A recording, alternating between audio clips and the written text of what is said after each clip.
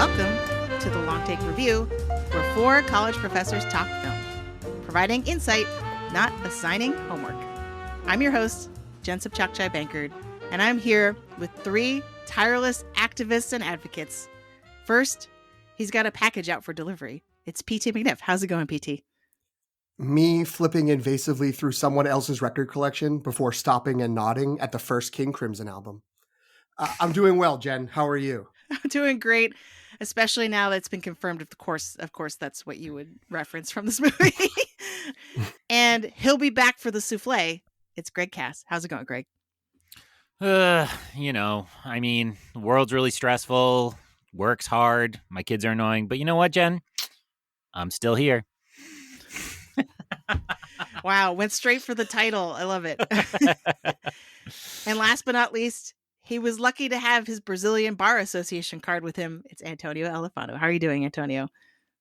Stories are long and confusing. That's the only funny quote that I remember from the movie. So yeah. Yeah, this one not a barrel of laughs. Just as a warning for everyone out there. So, listeners, those were all references to the film we are here to review today. I'm still here. You know, Greg beat me to the punch. That it's out in theaters now. You can only see it in theaters. It's really, milking the theatrical run leading up to the Oscars. So if you're planning to see it before the Oscars, you're going to have to go to a theater.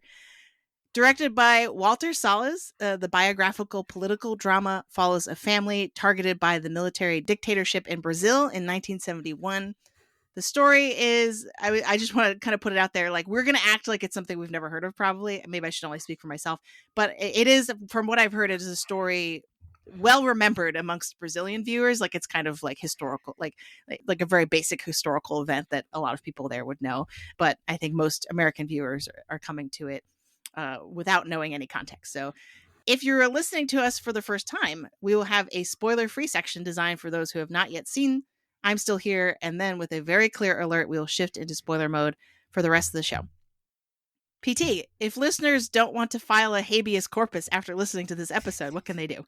If we make them want to tell their family to smile, then they can follow the Long Take Review wherever they get their podcasts. We host the feed on Jen's Substack at thelongtake.substack.com, but you can also find us on Spotify, Apple Podcasts, Overcast, YouTube, wherever you may get your podcasts. You can find us there. You can also follow us on Instagram, Threads, and Blue Sky at the Long Take Review, and also on Letterboxd. The account is at LTRpod, or you can search for the hashtag LTRpod to see what each of us individually has been watching. Jen? All right. Thanks, PT. So let's get right into our short takes. What did you think about I'm Still Here? this was the best movie of 2024 for me. If it had come out earlier in theaters, I would have fought for it at the Letters, but we recorded that before I had an opportunity to see it. Regardless of that, in a time of arguable cinematic superhero ennui, it was refreshing to watch a real life hero on screen in Junichi Paiva, displaying not just the depressing performance of strength, but actual strength through dignity, integrity, and grace under just impossible circumstances. No matter how good you've heard Fernanda Torres is, she's somehow even better in a performance that has to be seen on the big screen. What do you guys think? Completely agree. I've had some real mix. This is a tough time of year for being a movie watcher of my volume. There's a lot of dumpuary and there's a lot of Oscar contenders, and it's really jarring to go back and forth between them. But I've had a couple really good experiences lately in the theater, and this is one of them where you just have no idea what's going to happen minute by minute. And Jen, you pointed out that our American ignorance helps with that regard, as I'm sure this is quite well known to a lot of people around the world. But I had no idea really what the premise was and the full story. And so I just found myself all the cliches on the edge of my seat, holding my breath, just trying to imagine what was about to come next and never guessing it exactly right, which is the beauty of an experience like this. And absolutely, the lead performance is, when I reviewed this on Letterboxd, I pointed out she doesn't have a big, here's my Oscar role speech. Or like some screaming or some crying. It's kind of dramatic in its stillness, and I think that is really just a wonderful bit of work to put at the center of this experience. And we'll talk a lot tonight, but it doesn't feel irrelevant in ways that it might have at some other previous points in history. So it's pretty jarring in that regard as well. PT, what did you think? Well, I think based on these first two short takes, it's just based on the conversations we've had, our letterboxd reviews, for people could find if they've searched for our hashtag. I think I'm the softest on this movie, and I thought it was stupendous and one of the best movies of the year. And I would be glad if it won all three of the Oscars it's nominated for. So, I'm with you both on this being just a triumphant experience. Really nerve-wracking and unnerving, especially in already anxious times, sort of tapping into that, but not in a way that felt manipulative or, sort of banging you over the head of parallels from the past to the present. It really did feel like it was, making really smart choices all along of what to show, what not to show, and sort of who we stayed with for the course of the story. And of course, that means we spent most of our time around this like unbelievable central performance from Fernanda Torres. So I don't quite know if I'm with Antonio that it's like the best of the year, either in as the movie or in the acting performances, but it's in the running. Like I think that he's correct. If we had, all of us had seen this when we did the letters, the outcome of the letters would have been different in at least a couple of places. Jen, how about you? Yeah. So similarly, this really took me by surprise because we are so late in award season. And I think my overall impression was like, oh, I get it now. Like I get why it's snuck into Best Picture. I get why I had to predict Fernanda Torres in the Golden Globes, right? Like, whereas before I was kind of like, oh, weird, like international voters, huh? And whereas now that I've seen the movie, I completely understand. And I think, there is a question of how much my lack of familiarity with the historical events and the sort of, the historical context of this story, how much of that played into my feeling that it is a docudrama. It is kind of like a biopic in a lot of ways, but it never really felt like one because it felt so lived in, authentic, and kind of specific in its sensibility about storytelling that I didn't feel like I did, as much as I liked A Complete Unknown. During that movie, I kind of was like, oh, this is a movie about Bob Dylan. Like it's doing the thing. But this movie, I never felt that way. I really just felt like I was engrossed in this specific story about these specific people. And so, yeah, I really loved it. And there's my only nitpick that kind of like, and this was not enough to bring me down from my 5-star rating, but it is kind of like a little asterisk next to the 5-star rating. But there were a couple choices towards the end of the film where I just like, I'm not sure if they're necessary, if they work, or if they work conceptually, but not practically. So I'm excited to talk about that with all of you when we get to spoiler mode. I think it's time for the recommendation algorithm in which we establish the audience of a film. So we acknowledge in the segment that not every film is for everyone. So the question is, who is this movie for? Who are we recommending it to? To whom are we recommending it? I had a hard time because I feel like I just said in my short take, like it's sort of not typical for what I associate with the genre on paper, or what kind of movie it's in theory supposed to be. But how universal do you think the appeal of this film is? I think as long as audience members can get past having to read subtitles, going back to the Bong Joon-ho acceptance speech from a few years ago at the Oscars, I kind of feel like it's very like the audience potential is really wide. I think the genre I guess I was thinking of was political thrillers. I know that it is sort of it's as much a family story and a personal story, but I feel like the people who lament that we don't have filmmaking like maybe we did in the 70s or 80s, and they're like, I wish we had those sort of taut adult thrillers.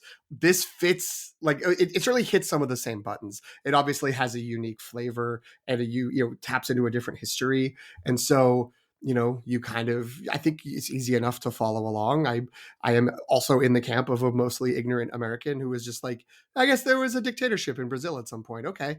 Did not know the details of it, did not know the details of these people in particular. So, I think that, that can be followed along. And I think that in addition to the sort of personal story that's being displayed here, there is also that underpinning of, how you fight back or how you exist within a political world like this. So, I think that's an area where maybe there may be some folks who wouldn't think this could be a movie for them.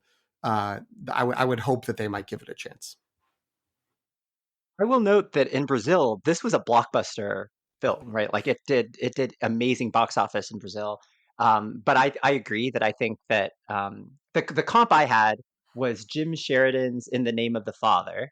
It's a biographical crime drama about the Guildford Four, about four Irish people falsely convicted of the 1974 Guildford pub bombings and the brutal odysseys they endured, or as Jen calls it, the feel-good movie of 1993.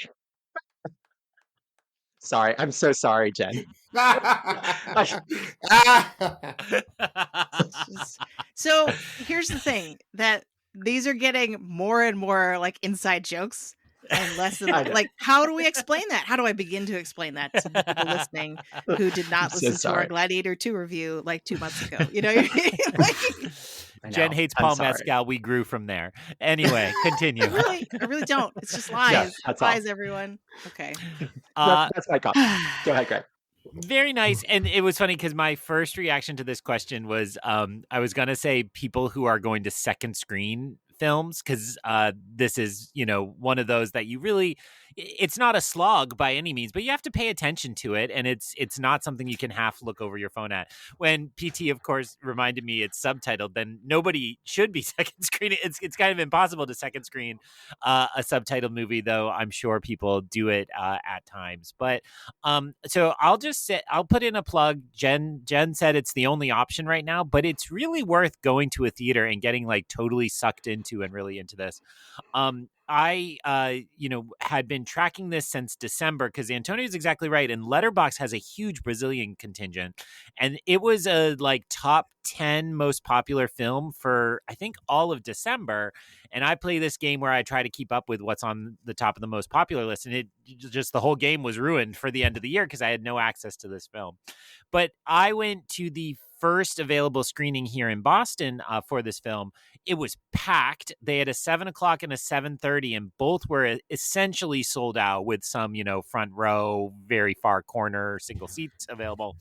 And the crowd I was with was majority Brazilian, I would say, and was like, so the lights went down and somebody shouted, Viva Brazil. And I was like, yes, like, let's do this. And then like, it certainly is not like a joyous celebration over the course of the runtime, but it was really interesting to kind of get to peek into this community that I'm not a part of and don't have a lot of access to. I've driven through different Brazilian neighborhoods around town, but it's not an area I frequent. And so it was really fun to be kind of so absorbed into this compelling story, and at the same time kind of being with people who it means something entirely different to, and gleaning from their whispers and when they murmur like what I should have known already and so on. So that's all a cop out. So for the recommendation algorithm, I'm going to go the other way and say, if you liked this one, don't miss Seed of the Sacred Fig, which is also now available. Is also available on demand now and is also up for Best International Screenplay. Very much the same kind of pacing and the same type of story of encroaching fascism. Very different in exactly what it shows and what it tells and how it unfolds. But both of them very much au courant. That's French, Jen, not Irish. And very... very, very good watches. Jen, before we tease you anymore, do you have a recommendation algorithm? No, Greg. No. I'm just kidding. I think if we work hard enough, we can get all of Western Europe to be something that Jen doesn't like.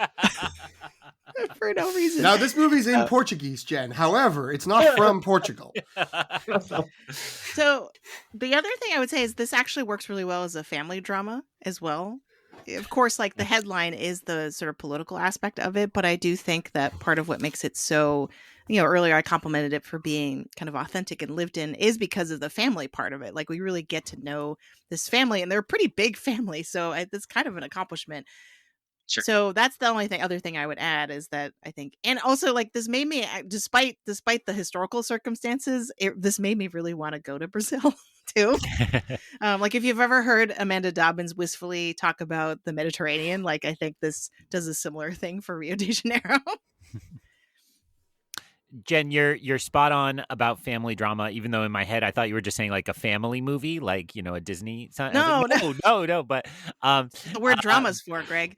But I did. You are right, and I would compare it to Roma in that way, right? That you really live in the space of the family and get to know the family. So that's a great comp that you made. All right, I think. Okay, go ahead, PT. Well, I was gonna say it's interesting that you make that comparison because one of the negative things I was seeing about the movie when I was going through the popular Letterboxd reviews after I saw it, and the more I like a movie, the deeper I go into Letterboxd reviews to be like, what are people saying?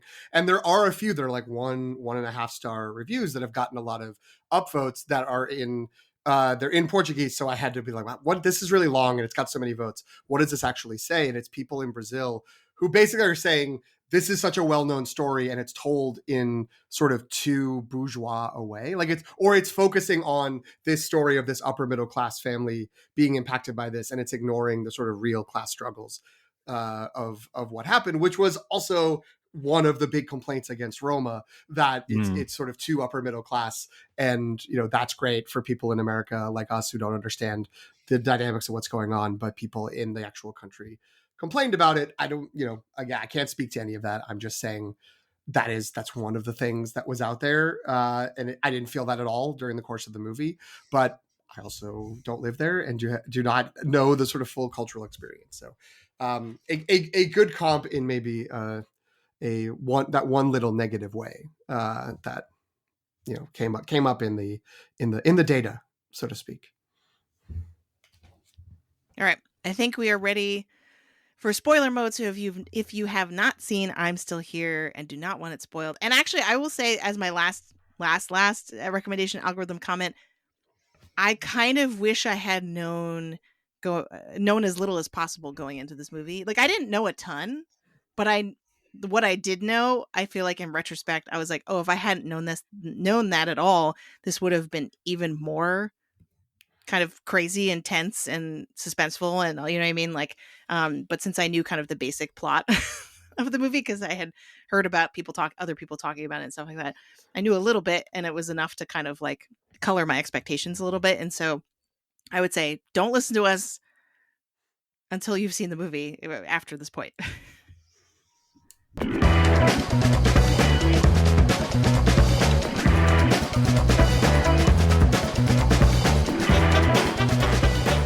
In case there's anyone who didn't listen to your warning, I will say specifically, I wish I hadn't seen the trailer.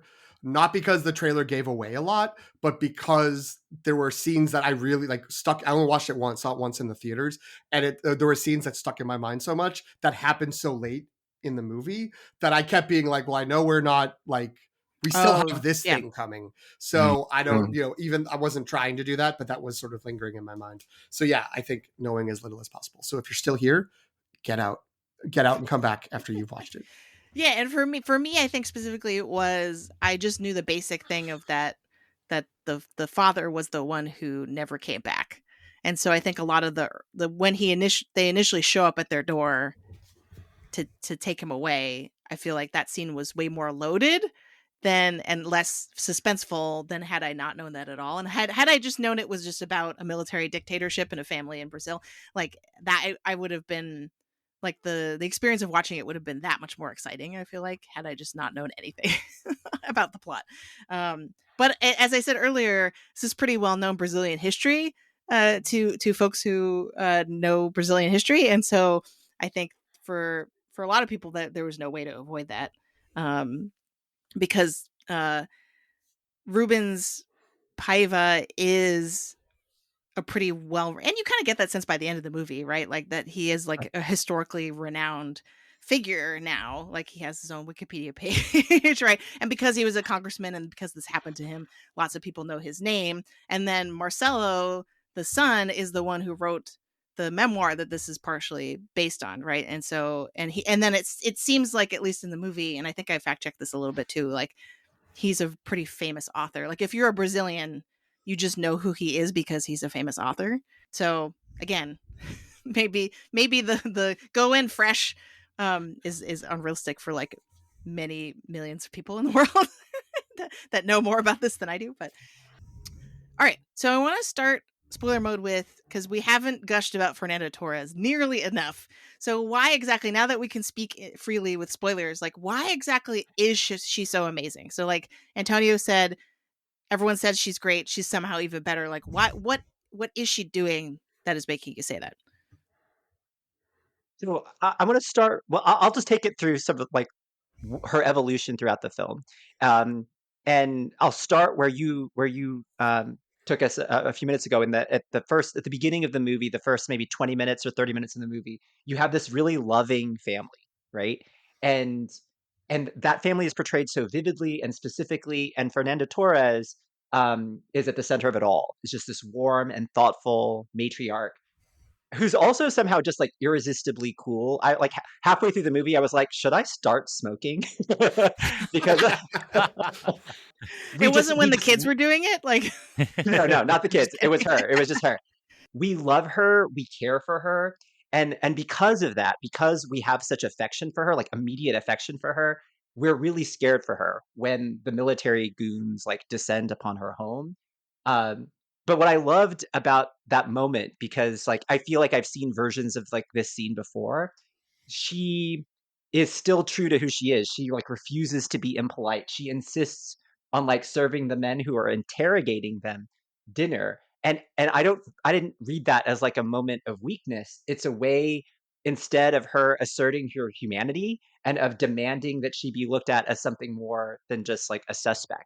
Um, there are just so many moments in this movie that are just looking at her face, or for me it was watching her just walk the way that she walked, with her head held high, with purpose, with vigor, with dignity, and she's suddenly just like every quality I value in this world, and she maintains that from the beginning of the movie through the prison scenes, through just like these gutting moments and revelations throughout. And so she somehow evolves but stays true to who the core of who she is. And I was just I think that that's just a really delicate tightrope that she had to walk throughout the film, and it was just beautifully and powerfully done. I was thinking a lot about the industry here in America. I think it's led primarily by Mark Wahlberg at this point, to take current events and turn them into terrible movies. And they dial everything up to 11 or even 12, right? And they become melodramatic and they become like ridiculous. And my closest association to one of those is of course when he did a movie about the Boston Marathon bombing, because they filmed down the street from my apartment at the time, and I was like, nobody wants you here doing this. Nobody wants this. Like what? And I don't know anybody who saw that movie because like nobody wanted us to see it. But it's a curious thing that we have this industry that seems to want it. But the larger point I was hoping to make, and then I got lost in my anger at Mark Wahlberg, stupid Marky Mark, is that like this could have been done so poorly. There's a way in which everything Antonio just said could have been dialed up to lifetime volume and done for like big showy moments and monologues and so on. And I know I already offered my stillness thesis, but it's all an extension of that everything that's dramatic about this film, they trust their hand enough to make you feel without really like naming it and showing it in that way. And actually I think the trailer does a worse job at that, but the trailer did a little of that like when the trailer starts, it's got like really peppy Brazilian pop music going, and it's like, life is so grand in the 70s, everything's perfect, and that is the like mood that the beginning of the film is in, but the film itself never calls it out. And I'm just repeating Antonio at this point, but like, you're watching these scenes where the family's saying goodbye to the daughter and there's just dancing, and you're like, damn, I want friends like this, and I want to hang out in rooms like this and eat that food and enjoy that music and smoke those cigarettes. I didn't go that far, Antonio. So I think then as that world kind of, I was going to say crumbles, but it is pretty sudden that it's just like a switch flips and it's gone, I think is really effective. And we can only experience that through her, and her performance, Fernanda Torres. And I would say the scenes that stick with me is when she returns from prison, and like she's been through beyond hell to get back, and it's like, don't wake up the kids, like I'll see them in the morning. And she kind of draws that connection to the eldest daughter, and then spends time, like as I recall, scrubbing the filth from under her fingernails and such. And it's like, it's so subtle that like that's just the smallest symbol of what she's been through, but it's so powerfully imagined.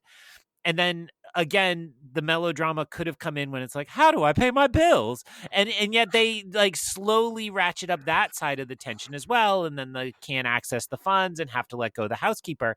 And then the move, which, I watched a lot of people die on screen this year, and I don't think I've been more emotional when that poor family, when the daughter holds up the video camera and films them leaving their affluent house. Like I hear the criticism PT voice too. But like, it's just shockingly sad and emotional. And it just, I give such credit for letting us feel those feelings without forcing us to feel those feelings. I think that's all well said and really right. I think that's both the sort of construction of the screenplay and the directing, as well as the performances, and particularly her performance at the middle. And the interesting thing, the only thing I will disagree with, Greg, in terms of what you said, is that like in the beginning, when it's like, this place is really cool, I was like, I know what's going to happen, but this still makes me want to go to Rio. This sounds awesome. Even Rio at this point, it's like, this looks great. But, even while that's going on, there is best volleyball scene since Top Gun, right? We should just say it. Let's just call it for what it is. I can sign off on that. But that, like, even when everything's cool and fun in the beginning, there's all this stuff happening on the periphery. And there's one moment which maybe isn't, is partially the performance from Fernanda Torres, but also is just the structure of the scene where they're all lining up for the photo. And I think it's like, it's before the daughter leaves to go to London, and like everyone else is like looking at the camera, and she's the only one who gets distracted by the military vehicles going down the road. And of course earlier there had been the sort of checkpoint scene in the tunnel. So there's this thing of life is happening and everything's going along fine, except for when it happens to you, and then everything is shut down and devastating, and you're sort of isolated from the rest of the world. But you can presume there's people listening to the music and playing volleyball and dancing once they get a ball from somewhere else, because that volleyball was locked in their house. But that all of that is still going on, but they're cut off from it. And what I think is remarkable about her performance, Fernanda Torres' performance in this, is that it has that dignity, like Antonio was saying, of like she's always walking around and holding her head high, and also that like she never succumbs to melancholy or misery about it. And there's like the one scene where it's like she doesn't say or do anything, and like it's the only moment when her kids realize that like she's really sad about something, is like the devastating scene when they're out at the ice cream parlor again. But like she can have all that energy, and obviously as it carries forward to the later scenes, this sort of drive to be like, I'm going to make this right, or I'm going to push them to at least acknowledge what happened, without sacrificing that she never gets back the sort of hole that exists in her. Like there's a loss that is at the heart of the performance that never takes over her, but it never leaves either. So you never feel like, she's fine. Like, okay, like time's gone on and she's gotten okay. It's like, no, like all the way through the transition to a different actress. It's clear that like there's something that's missing, and it's her husband who was taken from her. So, and the sort of sense of security and freedom that came along with what actually, you know, how that all went down. I just have a couple of specific scene shout outs to kind of go with what everything everyone said. First of all, to go to Antonio's comment about how ineffably cool she is. No one has worn chunky jewelry better than this woman.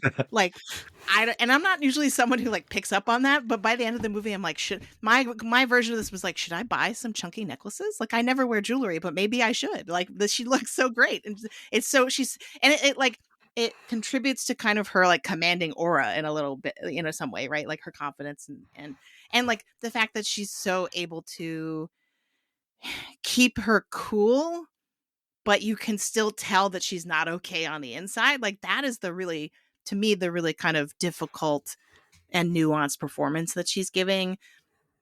And then to go to what you said about how she has this, like, she kind of asserts her humanity as kind of an act of rebellion in a lot of ways.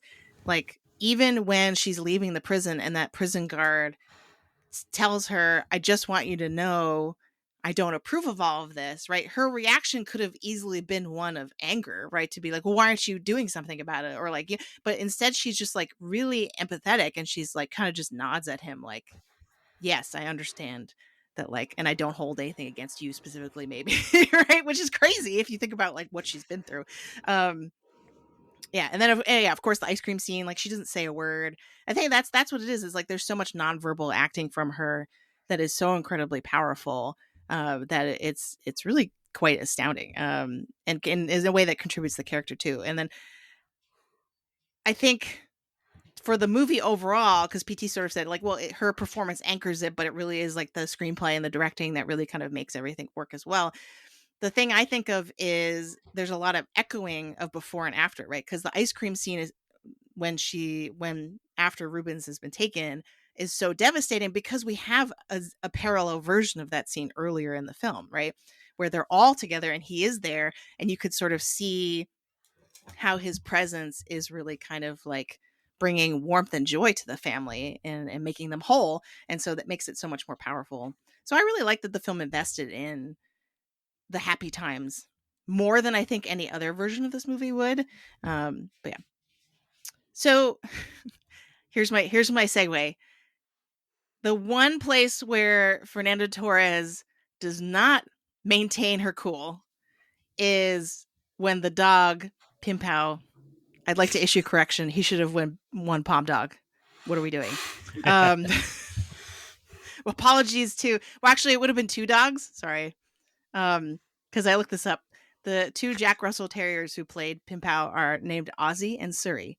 So maybe they aren't eligible for the Palm Dog because there are two of them. But a travesty nonetheless. But when Pimpão dies, and that is the one time she yells. I think that's the only time she yells in the entire film, because she's hitting the car door of the people who have been watching their house, and sort of yells at them and tells them to get out of there. So what do you make of that scene? I think that like it's like they're kind of, you know, the thing I tell students all the time is like the singular powerful sentence, you can't do that 12 times in a piece, right? You have to hold it for the right moment so that it punctuates and is powerful. If you do it every other paragraph like ChatGPT would, I just had this conversation with a student yesterday, then it loses its power, right? And so I think that that's part of what's going on, is that one, for me at least, that one scene is like, that's when they decided, okay, this is going to be the one place where she lets it rip, right? But in general, what do you make of that scene and kind of its role in the story, or like why is it that that's the moment that she kind of loses it? I think that often um, these sort of like epiphanies, or these like what's the word I'm looking for? It's like these sort of emotional breakthroughs that people have often get triggered by unexpected things. She's going through a lot. And she knows what she has to do for the sake of her children. Um, but there's this sort of like visceral shock at this sort of like animalistic moment, like, and it's just a callousness she can't look away from when faced with just like the sheer reality of like a dead dog in the street, while the men who do nothing but watch look away, right? And And knowing also that there's nothing that she can do in that moment to like shield her children from their own visceral pain of like seeing this. And so I think that it's actually helpful. Like I think it actually is. Um, I think that throughout this movie, she's also just like a wonderful mother, and like a lot of the restraint that she shows, and a lot of like the dignity that she shows, is about being an example for them during what had to be like an incredibly grueling, series of time for them. Um, but I think that she allows herself this because one, because she's just had enough, and like there's no way that she can make this pretty for her family. There's no way to protect them. There's a lot of scenes of her saying like, not in front of the children, don't say this in front of the children, but this, they're going to see, they're going to know, like that's a void they can't she can't like gloss over.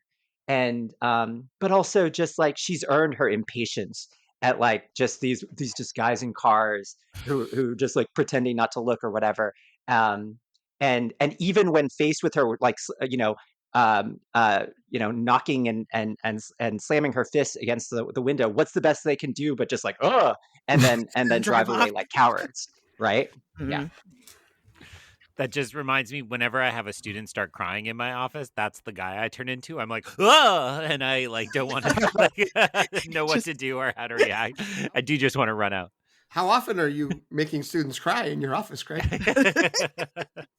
I would say I never do, but it often happens. Right. But I think my answer was largely eclipsed by Antonio's much better answer. But I specifically focused in on the relationship she had, particularly with the younger children, because the older daughter becomes her co-conspirator in a lot of ways, because she's also kidnapped and interrogated for one, and just has to help with the kind of management of the house. But to me, this was the moment where she finally realized that their world is over. And yes, everything that Antonio just said and we've implied, she knew before this that it was all over. But this is just such a tangible moment where it's like, whatever I do, their lives are going to be, irreconcilably, changed by this. I want to be very clear when making this comparison. It's not the same thing, but I'm sure all of you except PT have the same feeling of like our children lost a lot with COVID, and you're just so deeply angry at times that like my kids didn't get to go to birthday parties for 5 years, and they didn't get the real first day of school they deserved, and so on. And like I get so angry thinking about that for the like version of their lives that never was going to happen, right? Like, that's the kind of force and this kind of high level political change that Brazil went under. It's like they never were going to have a life unaffected by that, but you can still be so angry that they didn't get the life they deserved or that they were supposed to. And again, this is a much more serious version than what I'm talking about, but that's the closest emotional comparison I had, where it's like, no. This is not how this is supposed to go. They deserve to have a childhood and a lovely little dog, and all of these things, and a father, clearly, right? And it's just, it all breaks at that moment. And I think the back the back half of the movie, which is so much about defiance, is born in that moment here, where it's like, oh, you're gonna take everything from me, but I'm gonna demand that you still care about me and that I'm still here. Sorry, I had to get there. Well, and just the acknowledgement, right? That's a huge part of the movie. She spends all of her life trying to get this acknowledged by the government that this is a thing that actually happened. And I think in that the scene that we're talking about is a microcosm of that moment, right? Because the guys in the car, she's like, I just want you to talk to me. I just want you to acknowledge that this is a thing that's happening and not ignore me and pretend like you're not here, right? I'm still here, right? Like that's it worked really, really well. But yeah, PT, what were you gonna say? Well, first I was going to ask, when this happens, has she already been told the sort of unofficial news that like her husband is actually dead?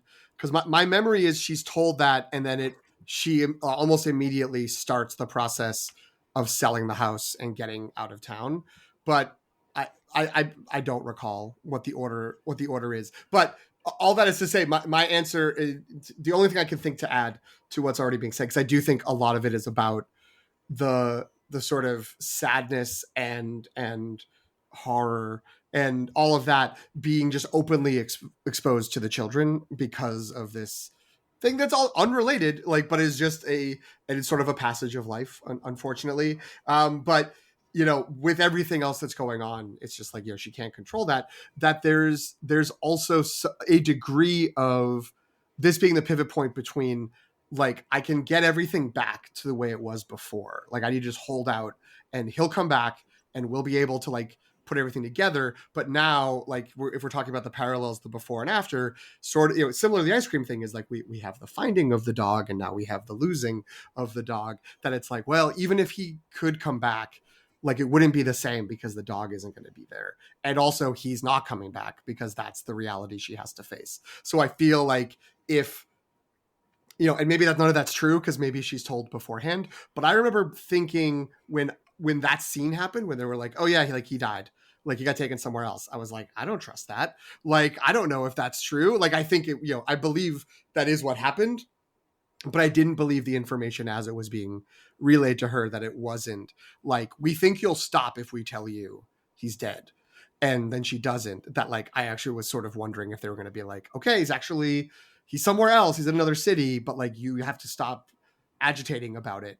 But all of that goes out the window when it's just sort of laid bare in the way that all of you have already said, that it's this damage has happened to the family, and the people who are either doing it or at least are a party to it are not only not actively trying to do anything to alleviate that pain, but are just actively staring straight ahead and looking the other way and pretending it's not going on. My recollection is that this happens before she's told that he's died. I think that that's right. Yeah. I also want to note that after the car drives away, she immediately reverts, like she turns back into her. Like she's walking the same way that she walks like throughout the movie. She walks straight to the dog. She's the one who's like, get a blanket. Let's do it. While everyone else is sort of like huddled and paralyzed with like sadness at this moment, she's the one who's cleaning it up, right? And she's the one who's showing them how to move forward. Yeah, that's really good point. It hadn't occurred to me till your comment, PT, that this is the only funeral in the film too, right? Mm-hmm. Like that this is the only character that gets true mourning in the kind of traditional sense. And it seems only appropriate to liken it to the episode of The Office where they bury a bird and Pam slowly realizes that they're actually like enacting a funeral for Michael Scott, because Michael Scott sees his own mortality and his own troubles in the life of this dead bird. I'm here for the highbrow references, folks. But like I think unlocking that weird sitcom memory for me is like, well, and this is a little, it is, of course it's her husband, but I think it's her previous life, as you've both implied. And it's also the fact that, she is, mortal. She ends up living a very long time, but like she's facing all of that within that moment. And I think that is notable in that. Sorry, Jen, you probably had something smarter to say. Which episode of The Office were you going to reference? Well, I was going to compare it to Anatomy of a Fall, because in that, yeah. I know I made That's the a palm great dog Office episode. I made the palm dog. I know I made the palm dog joke earlier, but I didn't realize in that moment that there actually is a pretty substantial parallel because of the, I guess minor. Well, it's not minor spoiler, but it's a vague spoiler for Anatomy of a Fall. But like the dog, the dog in that film is very much a stand-in for the father in certain scenes, some more plot related than others. But yeah, I think that's a good read on it. And now I'm feeling really embarrassed about my original read of the scene, which I thought it was all about the gate being left open, because there's an earlier scene where they show the dog running into the street. And then there's another scene after that where, because she feels like they're always being watched, and that it's after their home has been basically invaded, she is like talking about like, is there a key for this gate? Like, you get the sense they've never closed it, but now she wants it closed all the time. And so my thought was like, oh, were they like sneaking into the house when they weren't home to like rummage through stuff, and then they left the gate open, the dog got out on the street? But like Obviously, she has much more reason to be mad if that doesn't happen, right? If that's not the reason. What you just said just resonates with Antonio's comments about control, right? Because the gate is about the control and trying to maintain that in light of what you said. Right. The seal, like it's the breaking of the seal of her home, right? Like, Right. yeah. I was just going to say it's likely that whoever didn't close the gate was trying to get into the house quickly because they know they're being watched. So even if they did not directly open and leave open the gate, it's their presence is the reason why the situation is the way it is. Yeah. And it's also that because I think, isn't the dad the one who names the dog Pimpão? Because he's making fun of the other daughter, Vera's like boyfriend or whatever. Yeah, so it's like obviously like the connection to the connection between the dog. Again, it's the before and after, right? Because the last time we saw the dad with the dog, it was like a very sweet kind of moment. He's the one who the son went to and said like, well, mom said to ask you because he probably knows like I'm this parent in my household, like the like, oh, it's a puppy, like sure, I'm not gonna think about the consequences of saying yes to this at all. Right? The other thing that I really wanted to talk about was the end of the film, because, and this is the thing I alluded to in my short take of like the one thing where I'm like, maybe this works, maybe it doesn't, but the time jumps at the end of this film, especially the second one, really took me by surprise. Like I thought the movie was about to end, and then they're like 2014. I'm like, wait, what? Like what? We're not done? Like what's going on? So I just wanted to get your general thoughts about like what purpose did those time jumps serve? How valuable are they to the overall story? Whatever your thoughts on those. I will say, as the person who I think was like somewhat the softest, this is kind of the area. It wasn't that I didn't like the time jumps, because I thought the scenes were great and we needed to get to those. I don't know if we needed to, but I thought it was smart for us to get to those moments. But it did feel really sudden, like it's a clear closing point, as we've already discussed. It was very emotional when they are driving away and they're like, we're leaving this house, we don't live here anymore, and we're gonna go, we're giving up the dream of the other land that we could have, we were supposed to build a house on. Like all those dreams are gone, we're just gonna go back to the other city, and that makes sense as a place to end. But it still felt like once we jumped to the next place that we did, I was like, I felt lacking in what may have gone on in between. Okay. I don't know how much of that stuck around, but I will, I'll say that. Oh, now you're back. Okay. It was still all bumping on my end in terms of the audio waves. But in any event, I think it made sense to end it there at leaving the house, and you needed to get to that next scene. That's sort of the era when they get the official death certificate.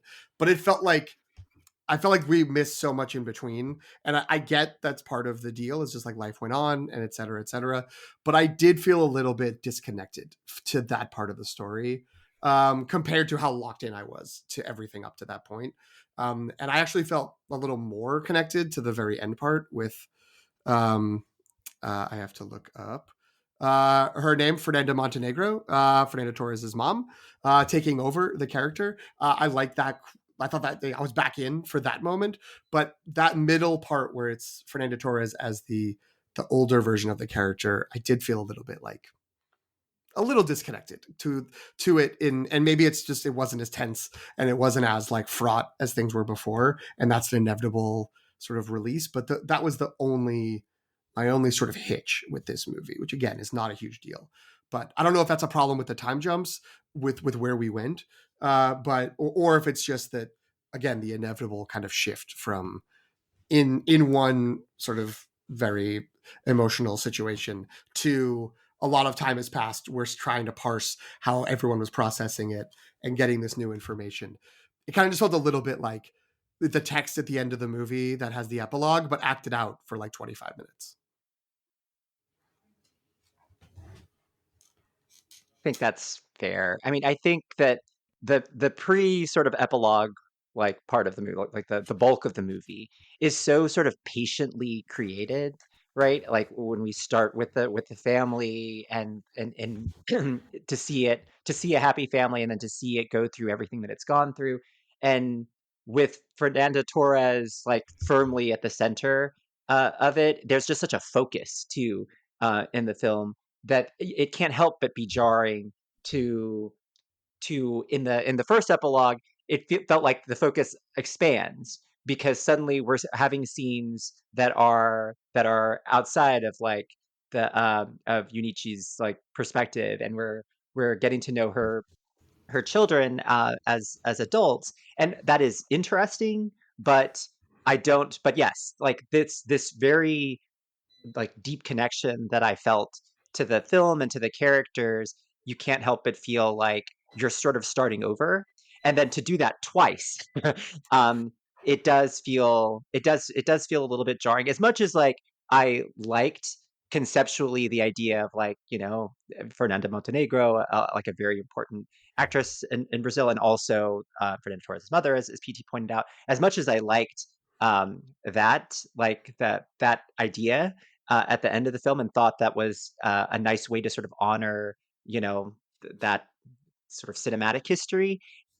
From a dramatic standpoint, I felt like the message of the film was pretty clear pre the first epilogue, even, right? And I think that PT for me as well. I think what PT saying is like resonates with me, that if just text had represented everything that sort of happened, I don't think that I would have lost much in terms of the overall impact or sort of like what I learned from the film. Also, like I feel like I desperately had to go to the bathroom too, like by the first epilogue, and there's nothing worse than just feeling like, oh, it's about to be over, and then just like another title card coming up on the screen. So I think I was also partially that my body just wanted to go, was ready to go, but I was still there.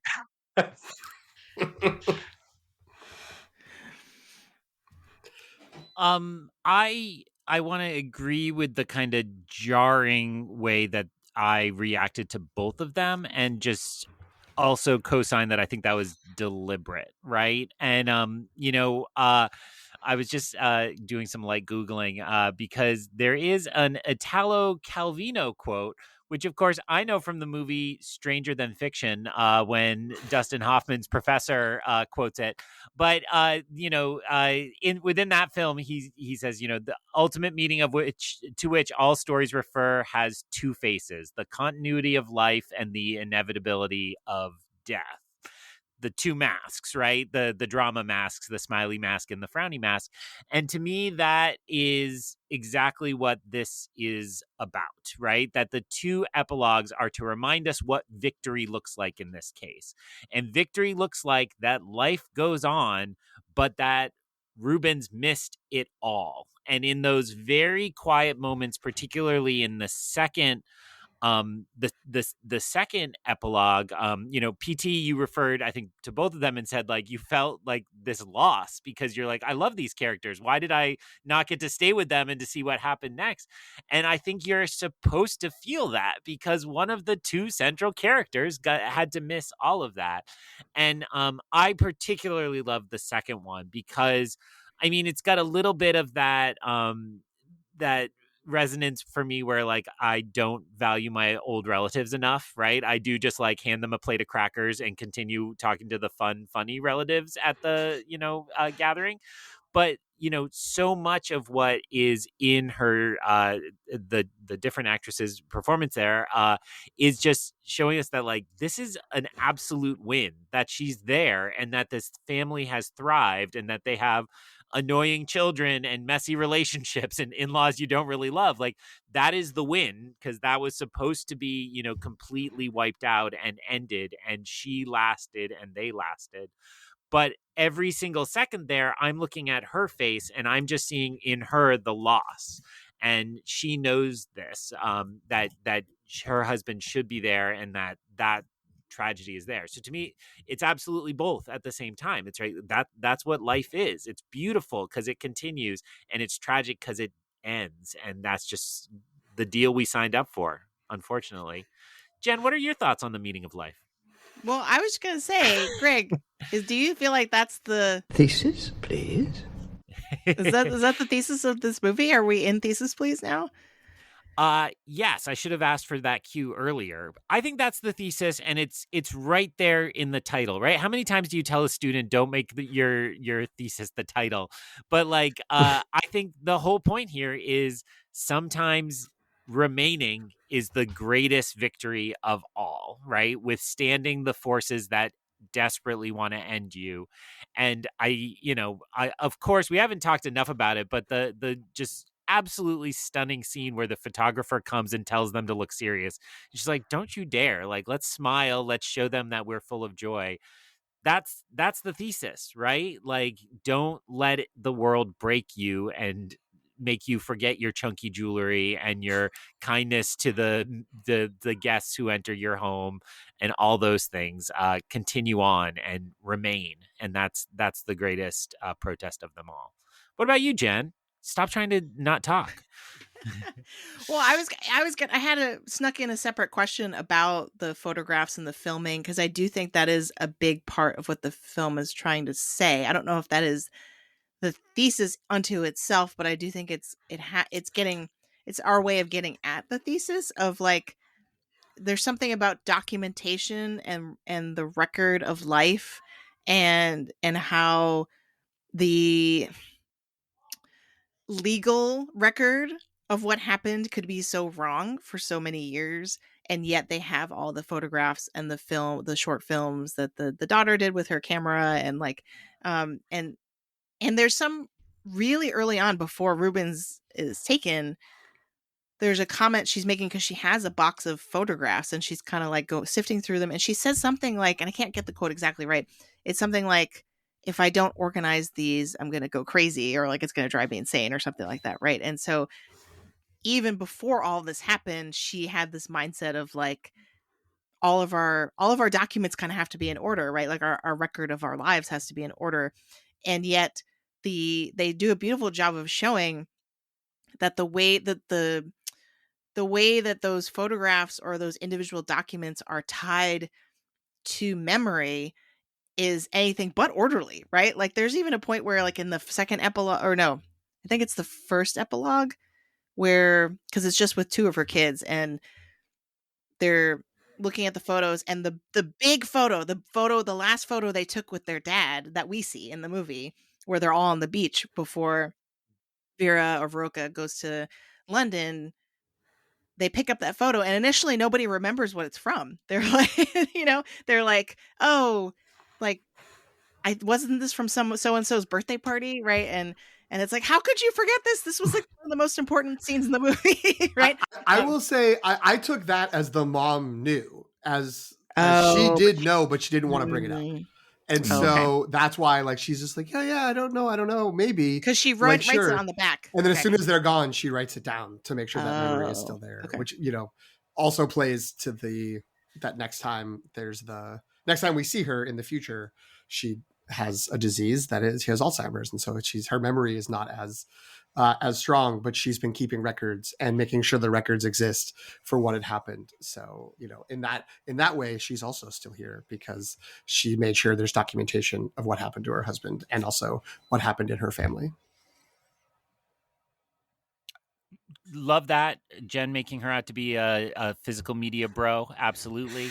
But also just to then note, as I recall, the opening credits roll with actual photos of these historical figures, and you realize the painstaking lengths they went to recreate specific photos. I'm remembering the shot of the dad looking over his shoulder in the car, and you're like, oh wow, they must have tracked down a similar car. They must have, to get it exactly right. And so it's a really interesting question when we think about the role of a historical biopic, like how much of that is about.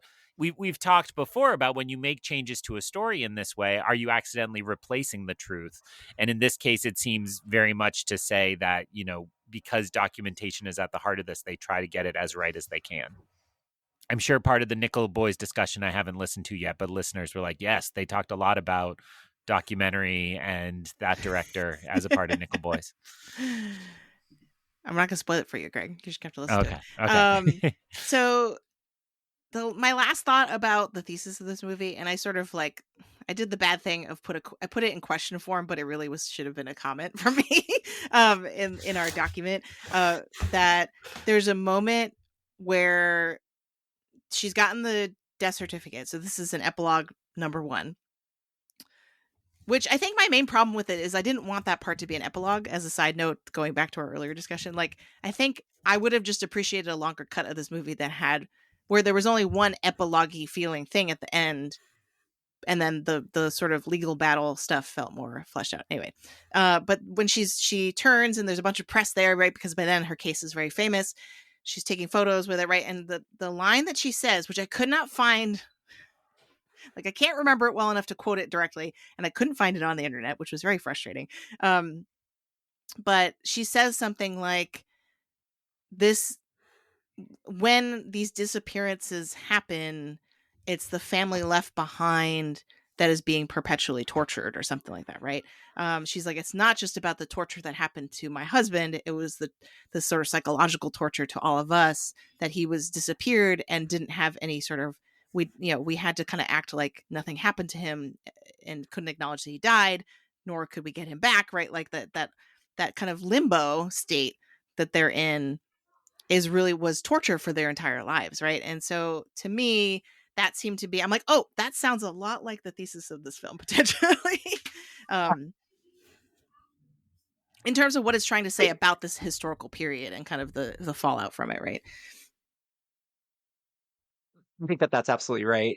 But I think in terms of like sort of like the emotional journey of the film, the echo that where I think justifies the epilogues go with the beginning of the movie, the sort of raucous family feel, and then that echoed with the epilogue where you have now this like expanded family. And what brought to mind, and this goes back also to the photograph moment, was like it's not just enough to sort of survive, right? It's not just that you weren't taken and that you get to live. It's that you have to actually like live a life, like live a complete life, and that their ability to be able to do that hinged so much on this woman, right?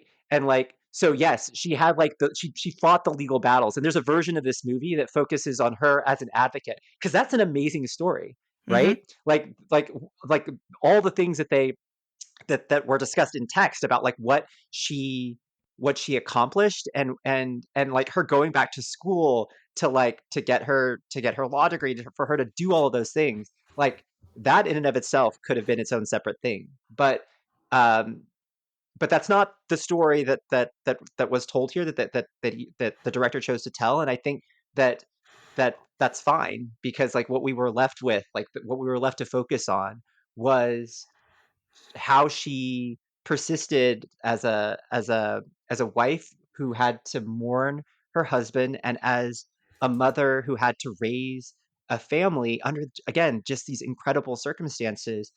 And it just, what an example, like what an incredible feat to do that. Because like I think the historical record will focus on like the advocacy part of it, and that's fine, right? Like that's still amazing. But Yeah, on a human level, I think, there's a trial of the yeah, Chicago 7 version of this movie for sure. yeah, absolutely, Hopefully will never get made. No, thank you. I do wonder too, I was thinking as you were saying that, Antonio, like I wonder if part of the reason that that skipped over, beyond that it is potentially just the dramatically correct thing, even though, I'm with Jen, where I was like, what happens in Sao Paulo? Like what is your life like there for at least a little bit? And they thread it together a little bit more, is that once she sort of announces, as they're getting, she's like, we're leaving. Like I've sold the land, where the house is going to become a restaurant. We're taking off. We're going back to Sao Paulo. That she's like, and I'm going to go back to school. That because she's so famous, the case is so famous, and she's famous in Brazil, that it would just be like, it's us being outsiders. It's us being ignorant Americans who don't know. Where it's just basically, that's her being like, and I'm about to start my career that you all know, that like, why would you need to show that? Like, that's just known. And so let's just get to the moments that matter along the way once she became a really well-known public figure. That makes a lot of sense.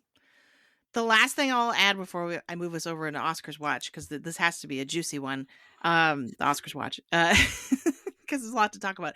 But there's such a beautiful through line in the screenplay where the two kids as adults are talking to each other about, I think one asks the other, when did you bury him?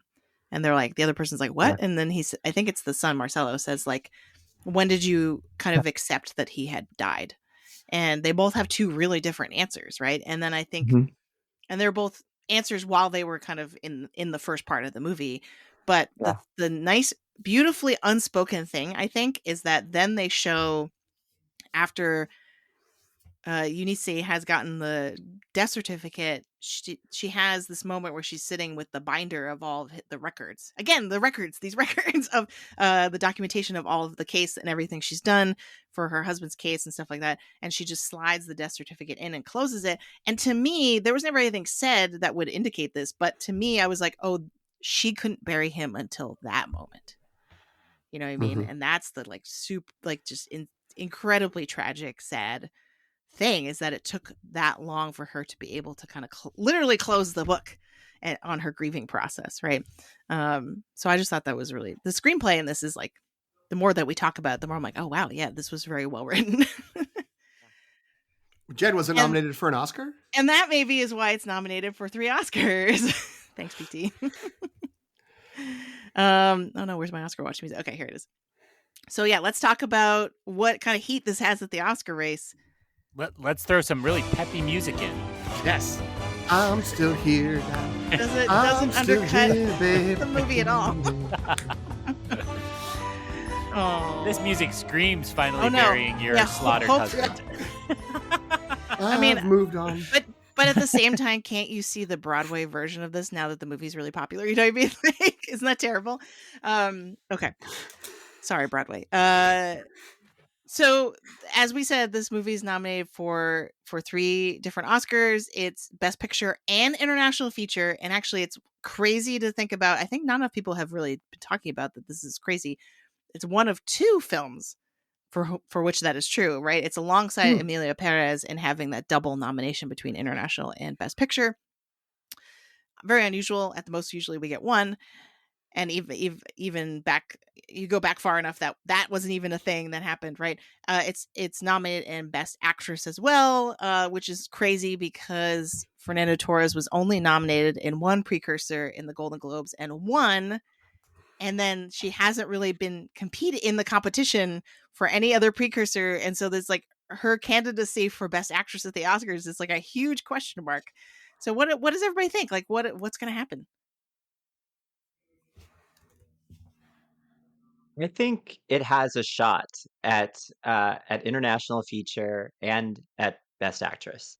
I think that Best Actress is a 3-person race: Demi Moore, Mikey Madison. From my perspective, I think that Torres should win this award. I don't think it's even close. And that's with me loving Demi Moore and Mikey Madison. You know, it's based on the tears flowing to my shirt as I drove home. Like, this was the performance and the movie that I just needed. And I think that the biggest barrier is just people watching it. I think that once you watch it, then I think it's hard to deny that even though it doesn't have the sort of like big scenes, like the big Oscar-y scenes, it's her. She is so, like, we follow her throughout the movie, right? It's just her, really. I mean, like, there are a lot of other characters, but the focus is clearly on her. And so in a way that is unusual, I think, for films this year. So I think that she has a shot at Best Actress, and I think Emilia Perez is still the front runner. It won, especially since it won the BAFTA, and it has just the most nominations of anything. So I think that's still the front runner. I think I'm Still Here again should take it, and I think it could take it. It's unclear to me. Like, there's obviously a lot of like Emilia Perez like backlash going on, but backlash has happened about other films in the past, and it hasn't necessarily derailed like the Oscar campaigns. So I'm not sure that that's going to do it. I don't really care about like I don't. I would rather people just prefer this movie to Amelia Perez and to other films, and that's why they vote for it. I think like purely based on merit, purely based on just like the power of the film, this should be it. I think Best Picture. I think it would be. It's a that's probably not. It's probably not gonna climb that mountain, but I think it definitely has a shot at those other two. What do you all think? That's the exact right question, is if Amelia Perez has really died in the estimation of Academy voters, then I think this is the only one that makes sense to fill the gap on best international feature. But I think it is a completely open question about whether it has fallen that far, because I do think when these controversies and backlashes happen, they often just happen online in online discourse, and they don't actually impact voters who more just think, oh, it was funny when they sang that song, I'm going to vote for that one. So I would say my personal choice, I would say front runner right now for international feature, even though I think that's a strong category. I think lead actress is a long shot, because I still feel like, despite Mikey Madison taking the BAFTA, confirming that with Jen Correct. through eye contact, I think Demi Moore is still gonna take that, because I think Hollywood has so much goodwill for her. It's a little bit of a career Oscar, not just the performance. And maybe if the Oscars were being held in Brazil, we would have that for Fernanda Torres. But I think it's still I think it will very rightfully win international feature, and everybody should celebrate it, even though that's a really good category. Even the really scary Danish film is worth seeing. The Girl with the Needle. Girl with the Needle? That's a movie, right? Is there. That is a movie. Oh, no, that's on movie. Yes, yeah. That is on movie. Yes, Jen, that is a movie. These are awards for movies at the Academy Awards. Yes. So all of them worth seeing, but I do think this one is the best match to the spirit of the award and the quality of it, right? To me, international feature should help one of these other countries with a thriving film industry get recognition. And yeah, the Brazilian film industry is here, and they're making great work, and we should celebrate it more. It is also notable that there is a history, a reasonably robust history of movies that were produced or co-produced in Brazil getting Academy Award nominations, but the only time anything is won, it was non-Brazilians winning. It was either, American or English actors or screenwriters who just had award in a movie that was co-produced there, or it was the songwriter for Best Original Song for the Motorcycle Diaries, another Walter Salles movie, is Uruguayan and not Brazilian. So, a win, they can take the win, but like the list of winners on the Brazilian Productions Wikipedia page are France, William Hurt, James Ivory, and that Uruguayan guy, Jorge Drexler. So, not really Brazilian, doesn't really speak as a Brazilian thing. So it would be great if Brazil or one of the Brazilians nominated could take an award here. I do think international feature is the most likely. I would, we're going to get into our predictions next week, but I think, I don't know, like I'm the weakest, I'm the softest on Amelia Perez, but I feel as a movie, but I feel like it might just have enough momentum, and it has had so much campaigning and has so many nominations that it probably is still going to win. But I would love for Greg to be right, and that I'm Still Here wins. And I know even as our biggest advocate for Amelia Perez, Antonio's there to like say, yes, it would be great if I'm Still Here won as well. If Fernanda Torres pulled it off, like what a story! Like it would be incredible if that happened. I will note the only other time there was a nomination for in Best Actress for an actress, a performer from Brazil. It was Fernanda Montenegro, Fernanda Torres' mom, for the movie Central Station, which, as you said, as you said earlier, Jen, it's rare for there to be movies that are nominated in Best International and in Best Picture. It lost in Best International that year, Central Station. I mean, to one of those movies, which was Life is Beautiful, the Roberto Benigni movie. So that was one of those like, here, like, we thought you were good enough for Best Picture, but you're not going to win that. Here's your international feature. And Central Station didn't win there. And Fernanda Montenegro didn't win Best Actress. She lost to Gwyneth Paltrow. That's deep in the Harvey Weinstein lore of the Oscars. So there's some I definitely see in the discourse around it, besides just Brazilian pride from the Brazilians, there is some degree of like, this could be the compensation for, that was a better performance. I have not seen Central Station, so I can't speak to that. Brazil is still here. But yes, Brazil is still here, and Brazil wants the Oscar that it didn't get in the late 90s. So yeah, I think that it's great. It's great that it's in this position. It does feel like it's sort of pushed forward to get those two, dare I say, bigger awards on top. An international feature like documentary and animated aren't really considered above the line. They're sort of in a weird like mid zone of just for the movies, but not in the same level as Best Picture. So getting lead actress, getting Best Picture is huge. And I think, I mean, obviously it got the rest of us, Greg's out there checking off the Letterboxd popular movies long before, but it got the other three of us out to make sure we had to go see this movie before the ceremony. And I think we're all glad that we did. So I hope more people do that, even if it's just the nominations. But it would be great if it could take at least one of those. Yeah, I think that the main obstacle for this film during this award season has been getting people to see the movie. So if people are like us and seeing it only now, right, and are like, wait, I really wish I had, this changes everything, right? If it has that effect, Oscar voting only just closed. So there's a chance that there was a late surge kind of voting push for this movie because people just hadn't had a chance to see it until now. So yeah, I'd say, and the because this is what I can contribute, the word on the pundit street is that all of the remaining love for Emilia Perez is going to Zoe Saldana. And that is going to be the like, well, she had nothing to do with any of the scandals. She remains unproblematic despite all of the problematic. She has made us a lot of money. Yes. She has the narrative. Everything is in place. She's given good speeches. Like, she hasn't messed up at all.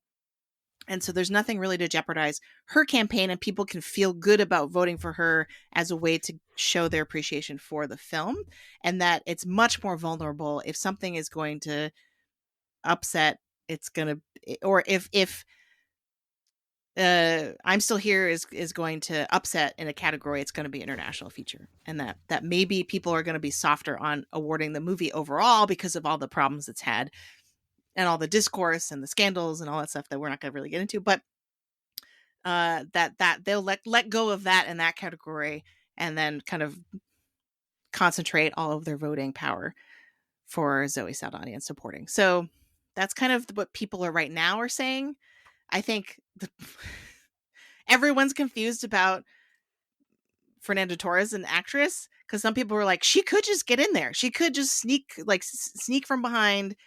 Forget Demi Moore versus Mikey Madison. It could just be Fernanda Torres all day. Don't bet against Fernanda Torres, like a lot of people have said. So yeah, I think that's going to make the race really exciting on the night. I think that Fernanda Torres's role is more a traditional Best Actress like role than like Demi Moore's or Mikey Madison's. So again, if people see it, I think if enough people see it, and again, like I'm Still Here showing up in Best Picture was a huge surprise. So there was at least a push even at that early stage. So I think it's possible. Yeah. And I think the fact it got in at Best Picture in addition to, because actress, there was a conversation, I think might push more voters who might be like, I got to see another movie. This looks sad. I don't know, to actually take the time, which could be good. So we're going to put a pin in this for now because we are planning to do, as a teaser for what's coming up next week, we are going to do massive, comprehensive Oscar predictions in as many categories as we can. And so I think some of these issues that we're talking about now in the context of I'm Still Here going to inevitably come up again in that conversation. So I think we're gonna table the discussion for now. We'll see what SAG does to complicate Best Actress even further. I think that's also a possibility. I don't know which way the wind's gonna blow after that, but it's gonna be doing something. Antonio, I'm so glad that we found your favorite movie of the year at the 11th hour.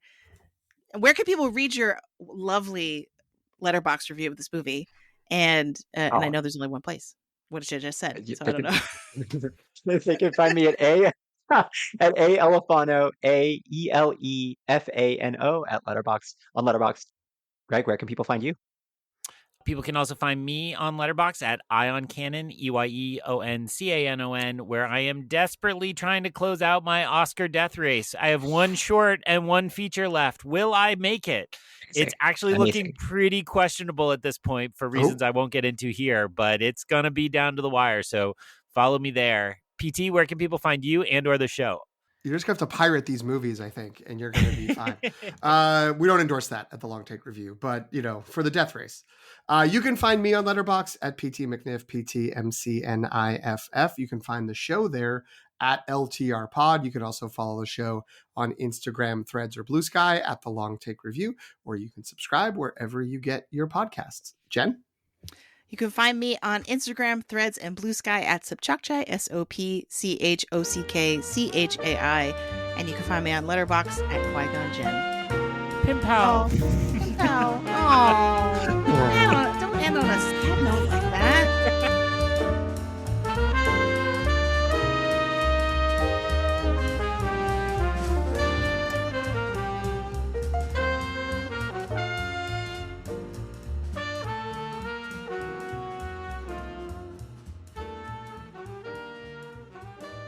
Where's my Pimpão for Palm Dog t-shirt?